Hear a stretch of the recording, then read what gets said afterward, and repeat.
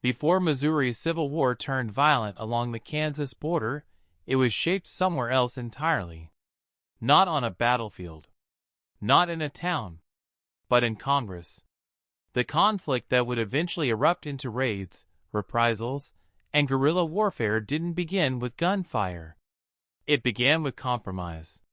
And with each compromise, the country didn't resolve its differences. It postponed them. In this episode, we're going to look at 3 key laws that helped shape Missouri's path toward conflict. The Missouri Compromise, the Compromise of 1850, and the Kansas-Nebraska Act. Each one was meant to hold the country together. Each one, in its own way, made the final break more likely. If this story feels unfinished, that's because it is. The Missouri in the Crossfire series goes deeper into the people, the decisions, and the chaos that reshaped Missouri during the Civil War. Find the full series at mostcivilwar.website/books. The first of these laws didn't just shape Missouri. It defined how the country would handle the question of slavery for the next 30 years. In 1820, Missouri applied for admission to the Union as a slave state. That immediately raised a problem. At the time, the balance between free states and slave states mattered politically. It determined power in Congress, especially in the Senate. Admitting Missouri as a slave state would tip that balance, unless something was done to offset it. The solution was the Missouri Compromise. Missouri would enter the Union as a slave state. Maine would enter as a free state. And a line, 36 degrees, 30 minutes north latitude, would be drawn across the remaining Louisiana Territory. North of that line, slavery would be restricted. South of it, it could expand. On paper, it looked like a solution. In reality, it was a pause. The country hadn't resolved the question of slavery. It had drawn a boundary and hoped the problem would stay on one side of it. For Missouri, this meant entering the Union already carrying national significance. It wasn't just another state. It was part of a political balancing act. And that meant Missouri's identity was never simple. It was shaped by compromise, but also by the tension that compromise failed to remove. For a time, the system held. But every new territory, every new state, brought the same question back again. And eventually, that line on the map would no longer be enough. By 1850, the system created in 1820 was already under strain.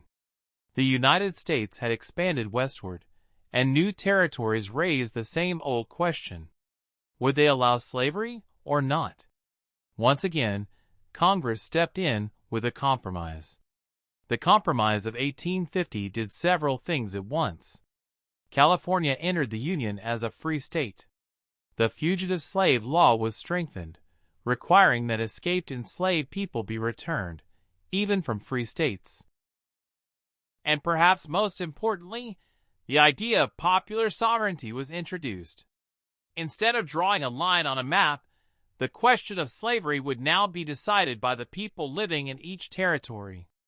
On the surface, this seemed like a fair solution. Let settlers decide for themselves. But in practice, it created something else. It moved the conflict out of Congress and into communities.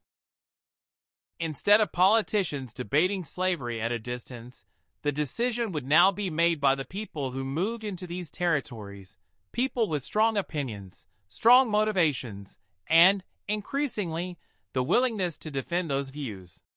For Missouri, this mattered immediately.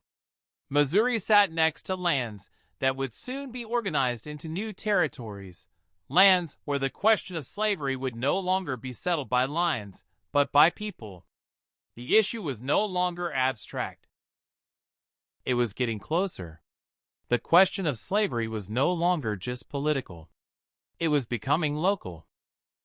Then, in 1854, Congress passed the law that changed everything. The Kansas-Nebraska Act.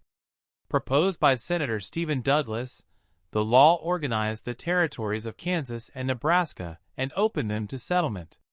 But more importantly, it did something else. It repealed the Missouri Compromise line. The boundary that had stood for over 30 years, meant to contain the expansion of slavery, was gone. In its place, popular sovereignty would decide the issue. The people who settled in Kansas would determine whether it would be a free state or a slave state. On paper, this sounded consistent with the Compromise of 1850. In reality, it set off a race. Pro-slavery Missourians looked west and saw Kansas as a critical buffer. If Kansas became a free state, Missouri would be bordered by free territory on multiple sides. So they moved, crossing the border, voting in elections, influencing outcomes, sometimes legally, sometimes not. At the same time, anti-slavery settlers from the North moved into Kansas with the opposite goal: to ensure that slavery would not expand further west. What followed wasn't a debate. It was a confrontation. The Kansas-Nebraska Act didn't just open a territory. It created a battleground. And Missouri was standing right next to it. The conflict that had once been argued in Congress was now being fought on the ground. By neighbors, by settlers, and by people who believed the future of the country depended on the outcome. The distance between political disagreement and physical violence had disappeared. For deeper context, primary sources, and battlefield guides tied to this episode, visit moscivilwar.website. It's a growing archive of Missouri's Civil War, battles, people, and places, all in one place. Each of these laws tried to manage the same problem in a different way. In 1820, the country drew a line. In 1850, it handed the decision to the people. In 1854, it removed the line entirely and told those people to settle it themselves. With each step, the system became less stable. And with each step, the consequences moved closer to Missouri. By the time Kansas was open for settlement, the question of slavery was no longer something that could be contained by legislation. It was something that would be decided by action. In our next episode, we move from laws to consequences.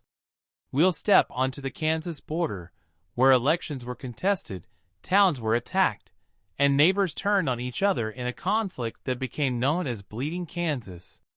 What began as compromise would now be settled with violence. This is Missouri in the crossfire, and the storm has reached the border.